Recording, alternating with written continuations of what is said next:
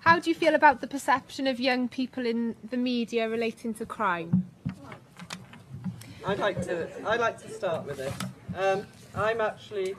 I can give you a really good demonstration about the damage that the perception of young people, who are the minority, currently played out in the media. And I have spoken out so many times on this, because the damage that it is doing to you in this room and to everybody else is untold. And it was demonstrated graphically to me when I was leaving my home a couple of years ago with my son, going down our path in a quiet cul-de-sac area.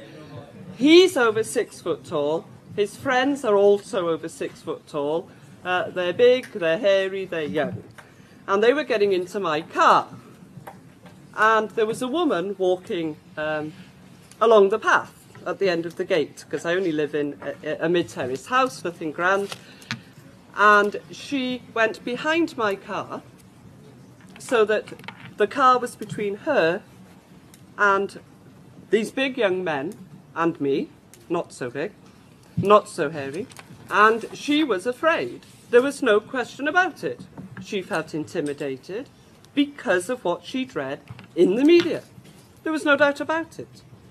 And I have walked the same path and gone out of the same house with people coming along the street with my daughters when they were younger.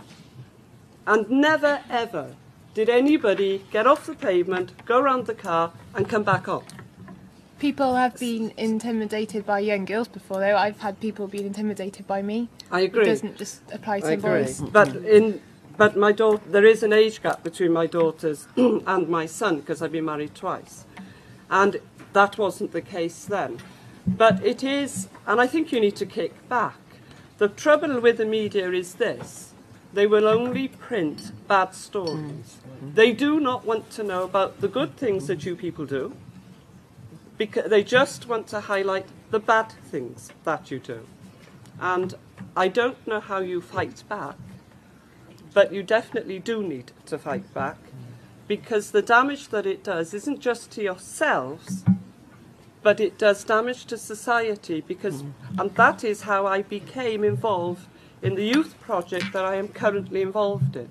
Because young people were rightly hanging around the streets. They had nowhere else to go. But they were being moved on and moved on by the people who lived in the streets that they were hanging around in.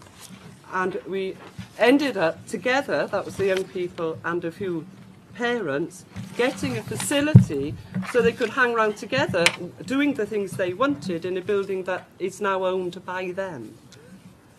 So Andrew? It's about fighting back and taking that gender. I saw some figures the other day that of the national sample of newspapers, 71% of stories related to young people were negative. And if you ask young people what other people's perception of them is, regrettably 98% of them respond in the negative view they do of them. Which, in essence, when you look at all the good work that's going on out there with young people, you know, whether it's team sports, whether it's working in the community, whether it's just being part of a family unit, or whether it's just being part of society as a whole, the whole future of what we aspire to have is in your hands. You're the future. And I know a lot of people say that, you know, rather condescendingly, but that is what youth is about, is coming up through and replacing the generation that's been there. And it's all about engagement, going back to what was presented earlier, about getting involved. And if you're prepared to shackle down and pull the shutters down, then that perception of negativity will prevail.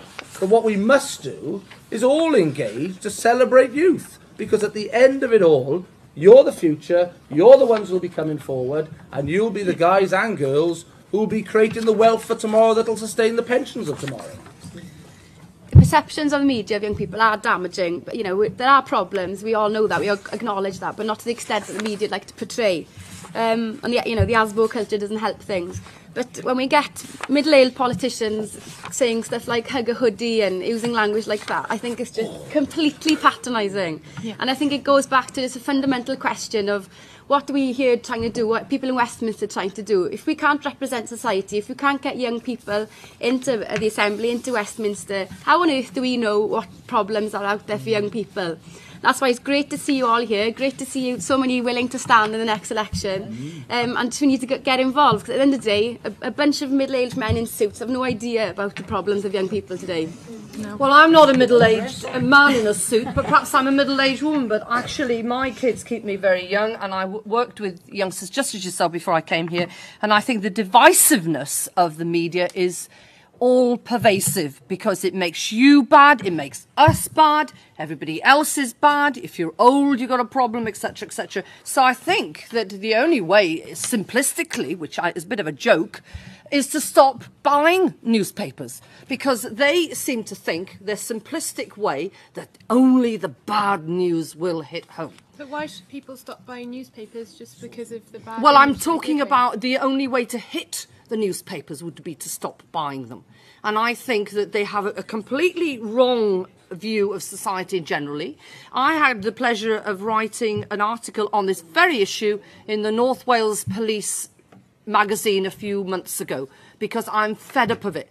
And all these ASBOs is a pathetic way of dealing with some small element of youth, again, that are causing huge distress. But I think, as everybody else said, we need to celebrate whoever we are, whether we're older politicians, younger politicians, young people, older people, and we need to do something through the media. And I think, you know, we need to hit back